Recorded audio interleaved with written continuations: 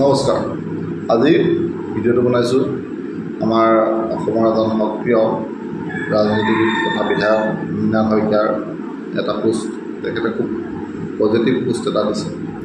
পোষ্টটো যদিও মানে দেখিবলৈ ধৰ্মীয় মেৰুকৰণৰ নিচিনা লাগিছে, কিন্তু পোষ্টটো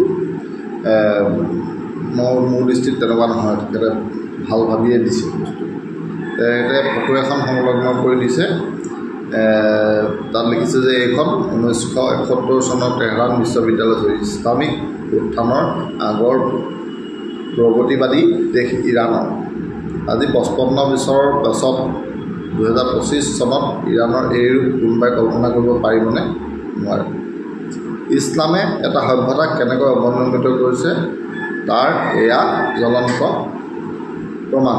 এই ফটোখনৰ যিহেতু এজন দায়িত্বশীল বিধায়কে দিছে, গতিকে এইখিনি গোটেইখিনি কথা সত্য বুলি জানিছোঁ। মই নিজে এই কথা নাজানো যে সত্য নে সত্য।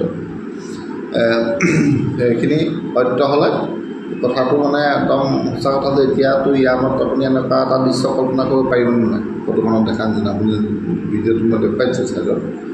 এই বস্তুটো এনেকুৱা এখন এনেকৈ ছোৱালীয়ে পঢ়ি থকা বা মহিলাই পঢ়ি থকা কল্পনা কৰিব নোৱাৰি। তাত চব এতিয়া মানে বুৰ খাই ঢাক খাই। আমাৰ দেশতো যদি কেনেবাকৈ মানে এই বুঢ়া ইছলামিক মুভমেণ্টটো আগবাঢ়িবলৈ হয়, তেতিয়া আমাৰ ইয়াতো তেনেকুৱা কিছুমান এক্টিভিটি হ'ব পাৰে। তাকেই মৃণাল শইকীয়াই কৈছে। কিন্তু ইছলামিক মুভমেণ্ট নহ'লেও কিন্তু আমাৰ দেশত আকৌ হিন্দু মুভমেণ্ট এটা হৈছে বুলি মই ভাবিছোঁ। মানে এইটো গোড়ামী।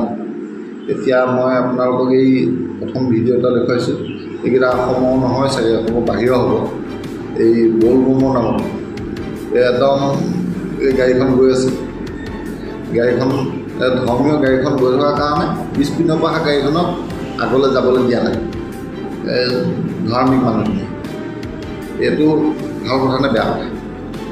তাৰপিছতে ধৰ্মৰ নামত এই এনেদৰে উন্মাদ নৃত্য কৰি যোৱা আৰু এটা এইটো ভিডিঅ' এটা ওলাইছে। এই উন্মাদ নৃত্য কৰি যাব লাগে নেকি? এইবোৰ কিবা ধৰ্মৰ পৰা হৈছেনে নাই?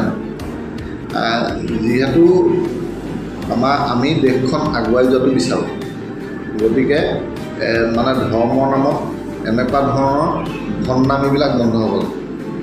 এই যিবিলাক ভণ্ডামী প্ৰকৃততে এতিয়া ইছলামিক দেশবোৰক বা মুছলিম দেশবোৰক গালি পাৰি থাকে, সেইবোৰ প্ৰকৃততে পিছ পৰি গৈছে, নোযোৱাও নহয়। এই মানে ধৰ্ম বেছিকৈ গোৱামী ধৰি থকাৰ কাৰণে এতিয়া হিন্দু ধৰ্মৰ নামতো কিছুমানে যিখিনি এইবিলাক গোৱামী বস্তু, এইবিলাক যেনেকুৱা ধৰণৰ বস্তুবোৰ আনিছে, এইবিলাকো প্ৰতিহত হ'ব লাগে।